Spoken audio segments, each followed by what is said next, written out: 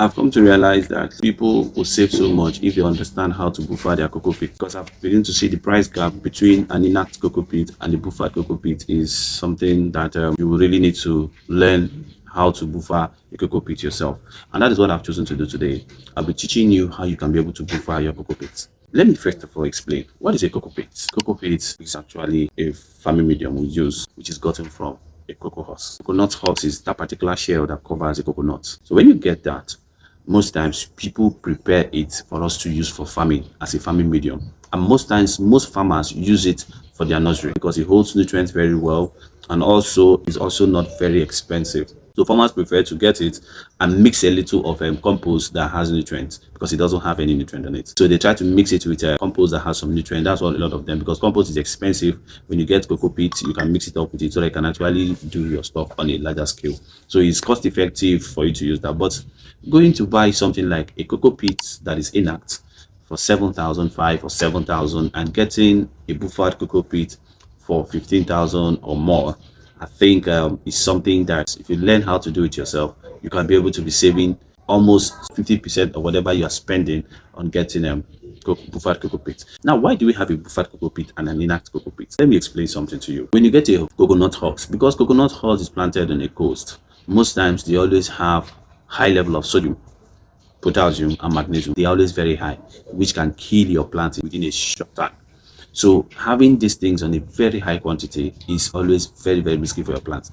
And using an inert cocoa peat, it takes a very long time as you are continuing to put up nutrients on your plant before your plant will start taking up nutrients and your plant can start taking nutrients from yourself. If not, if you use an inert cocoa peat, it's going to block nutrients. So because of that, there is need for you to buffer it, and in buffering it, what are we trying to do? We're trying to take out all the sodium from it, also reduce the quantity of potassium on it, and also take away chloride from it. So these are the things that we do in buffering the cocoa peat.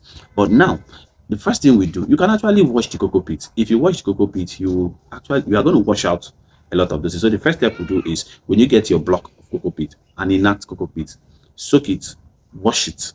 Me, because I don't want to wash, it may take me some time, I'll leave it for a day. After leaving it for a day, all the nutrients that must have been able to, some of the ones that are actually loose would have aligned with the water, and by the time you check it, you find out that the EC of that water would have gone so high. It can get to as much as 2 to 6 microsiemens, which is so high for a green plant. So what you do, you can bring out your cocoa peat, put another water, continue to wash it until it goes below 1 millisiemens per second. When you've achieved bringing it down to below 1 millisiemens, you can get that to 700, you can get that to 0.7, you can get that to 0.6 depending. But once you get it below 1 millisiemens, the next thing you are going to do is you are now going to introduce calcium nitrate. We're introducing calcium nitrate because while you wash, some are going to leave, but there are some that are already bonded, and those ones that are bonded with the cocoa coir, no matter how much you want to wash it, it will not leave. And the only way you can unbond it is by introducing calcium nitrate. When you mix calcium nitrate, it gets attracted to the calcium nitrate. This is when you now start going to the science of atoms, molecules, and the movement of neutrons and electrons, but we don't want to go over to that. But just understand that introduction of calcium nitrate will cause this sodium chloride to unbond from the cocoa coir and want to attract to the calcium nitrate. Now you can now use water again, you can now start washing it again, and this time now you are now washing out those ones that have unbonded and are bonded with the calcium nitrate. You can now wash them off. Are you understanding that? That is the process. So let me now make it in a simple step. The first step, once you get your block, when you get your inert cocoa peat block, you soak it in the water, wash it.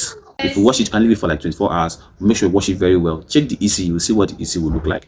Drain it out, drain out the water, and use sieve. Once you drain out the water, you put back the cocoa peat, introduce another fresh water in it, wash it again. You continue to do that until the EC has dropped to below 1 millisiemens. Once it drops below 1 millisiemens, the second step after washing will now be to introduce calcium nitrate. Now, at what ratio? Most cocoa peat block, some of them are in 5 kilograms, some of them are in 10 kilograms. If you have 10 kilograms and you are using 50 liters of water to work on 10 kilograms, that 50 liters of water, you can actually introduce 500 grams of calcium nitrate. So for 10 grams, you can get what? 50 liters of water, right?